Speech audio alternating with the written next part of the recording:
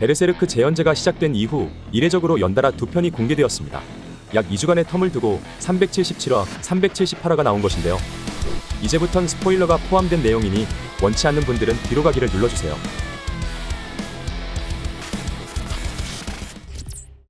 378화의 첫 장면은 이전 화의 마지막 장면을 다시 보여주고 있습니다.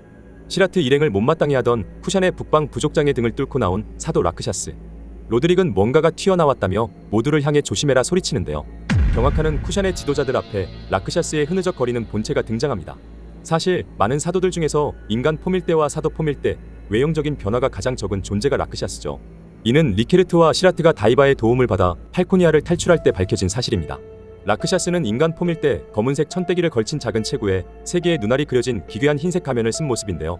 사도가 되었을 땐 검정색 로브가 물결치는 파도처럼 훨씬 거대해지는 점을 제외한다면 큰 변화는 없습니다. 재밌는 사실은 라크샤스의 모습을 자세히 살펴보면 옆구리에 예전 가면이 매달려 있는 점인데요. 라크샤스 본인 피셜, 이 가면을 꽤 마음에 들어 했었죠. 타파사와 시라트의 협공의 가면이 반으로 쪼개졌었는데 어쩐 일인지 다시 온전하게 복구된 모습입니다. 라크샤스에 대해 알려진 사실은 많지 않습니다. 다만 암살 일족인 바키라카에서도 추방된 존재라는 것, 그리고 빛의 매를 따르는 사도라는 점인데요. 하지만 욕망의 수호천사들을 따르는 사도 본연의 충성심과는 결이 조금 다릅니다. 빛의 매로 환생한 그리피스를 처음 만나는 자리, 라크샤스는 그리피스가 아름답다며 언젠가 그 목을 잘라 내 것으로 하겠다고 다짐했었죠. 재미로 살인을 일삼는 사이코패스에 어울리는 모습이었습니다.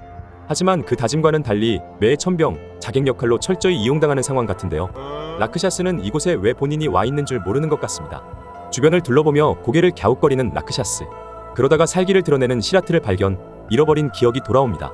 그는 팔코니아에서 리케르트의 포탄 공격에 본인이 죽었다는 사실을 떠올립니다. 하지만 어째서 살아있는지 영문을 모르는 상황. 여기서 독자들이 납득하기 힘든 부분은 네임드 사도로서 존재감을 발휘하던 라크샤스가 김 빠지게 포탄 한 방에 죽었냐는 점이죠. 반으로 박살난 가면이 포탄 공격에 의한 것임은 짐작했지만 그것이 죽음에 이를 정도로 강력한가? 라는 점에선 의문이 남습니다. 그래도 우리는 가치의 의수에 장착된 대포가 얼마나 강력한지, 얼마나 많은 적들을 가루로 만들었는지 아주 잘 알고 있죠.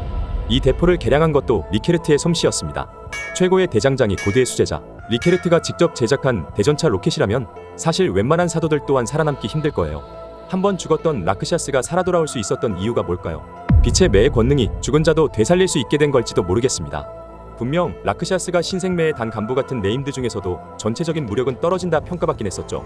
잔혹한 암살자, 자객에 가까운 느낌이라 내구성은 약할 수 있겠다는 생각도 드네요.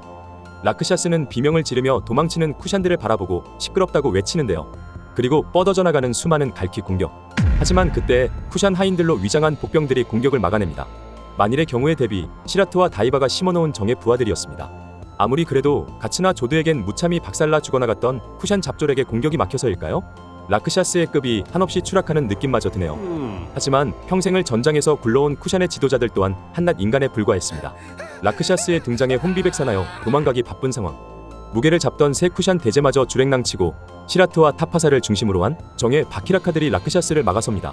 다이바는 라크샤스는 사도라며 마음대로 모습을 변환시킬 수 있다고 경고하는데요. 라크샤스는 그들을 둘러보며 기분 나쁜 웃음을 흘리네요. 그때 갑작스레 라크샤스의 몸 주변으로 빠르고 강한 마의 기운이 쇄도합니다.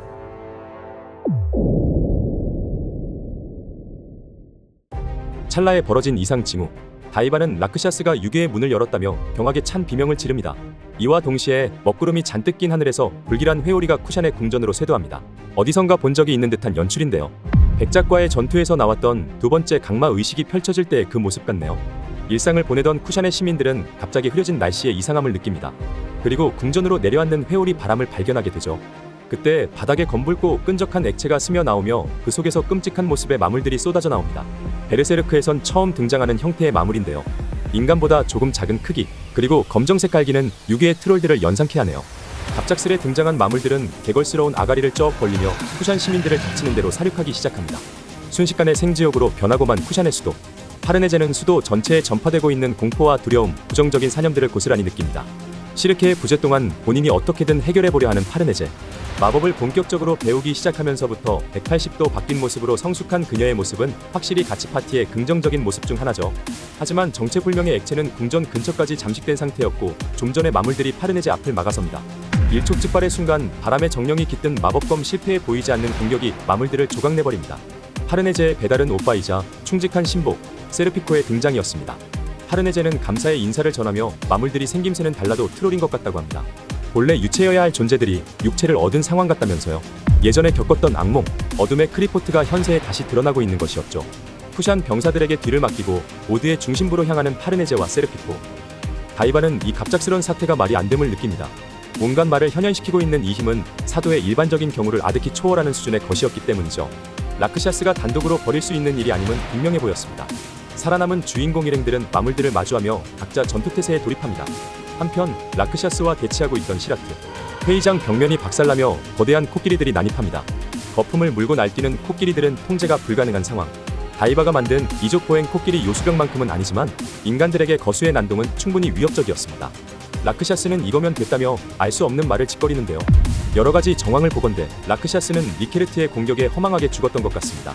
그리고 의식이 끊겼지만 다시 깨어나 보니 쿠샨의 수도 궁전에 있었죠. 일련의 상황들을 기억하지 못하는 것으로 보아 누군가에 의해서 강제로 소환됐다고 봐야 합니다. 그 누군가는 당연히 그리피스일 가능성이 높겠죠.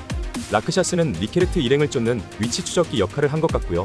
혹시 원래의 가면이 그 역할을 한 것은 아닐까 싶기도 하네요. 다시 한번 이거면 됐다고 되뇌이는 라크샤스.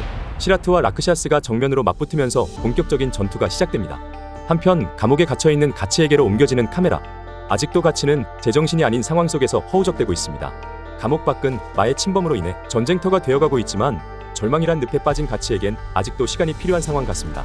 다시 한번 시르케의 도움이 절실한 순간이 오고야 말았네요. 한시라도 빨리 가치를 정상화시켜야 하는 절체절명의 순간입니다. 이번 378화를 보며 드는 생각은 그리피스가 정말 용의주도하다는 사실이네요. 팔코니아의 세력을 확장하면서 잠시의 틈도 주지 않고 가치 일행을 압박하고 있습니다. 캐스커를 납치하고 요정섬을 붕괴하면서 가치의 멘탈을 완전히 터뜨렸고요. 시라트와 쿠샨이 전쟁을 채 준비하기도 전에 그 중심부의 포탈을 열어버리기까지. 생각보다 전개가 훨씬 빠른 느낌입니다. 안 그래도 전력차가 크게 나는 상황 속에서 가치 파티는 어디까지 분리해져야 할까요? 가치는 언제쯤 정신을 차리고 돌아올 수 있을까요? 베르세르크의 다음 이야기는 아마도 해가 바뀌어야 될 것 같습니다.